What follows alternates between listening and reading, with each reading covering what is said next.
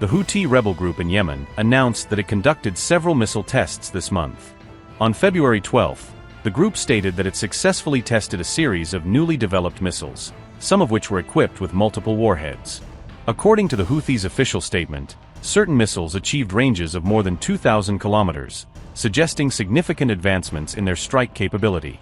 The announcement comes amid escalating tensions between the United States and Iran, with the Houthis asserting that tests are part of efforts to strengthen their defense and strategic capabilities. Houthi leader Abdul-Malik al-Houthi also mocked the U.S. for its 2015 withdrawal from Yemen's capital, calling it a sign of American weakness and strategic failure. During his speech, al-Houthi reaffirmed his group's support for Iran and delivered sharp criticism of Israel, reinforcing the alliance between the Houthis and Tehran's regional stance.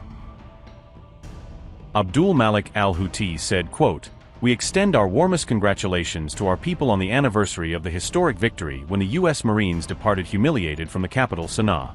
The humiliated departure of the U.S. Marines from Sana'a marked the end of their direct control over the country's political and administrative center.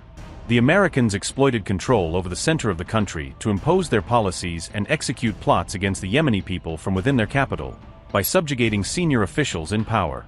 The American ambassador in Sana'a was the one with the first word and decision over all the country's officials. The flight of the U.S. Marines and the exit of the American clique of evil from Sana'a was truly a great victory from God, and it was not through negotiations or concessions. The flight of the U.S. Marines was not through compromises on the freedom and independence of the people, but rather for their uprising based on their faith identity and blessed revolution.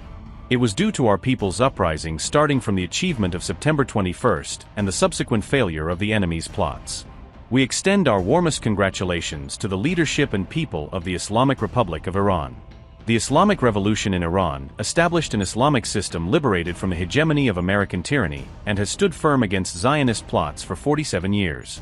The system in Iran has achieved great success in building an Islamic civilizational renaissance and supporting the oppressed, foremost among them the Palestinian people and their just cause. These historic victories for two Muslim nations are an important lesson for all the peoples of the Islamic nation. They bolster hope and solidify trust in God's promise during an important stage. The enemies of Islam and humanity seek to achieve their demonic goals of total control over our nation within the framework of their changing the Middle East and Greater Israel plans." Unquote. On February 6th, Yemen's Houthi movement called for a large-scale rally to show public support for Muslim-majority nations amid growing regional tensions. The rally was held to demonstrate solidarity with the Palestinian people as well as with Iran and Lebanon, reflecting the group's political alliances.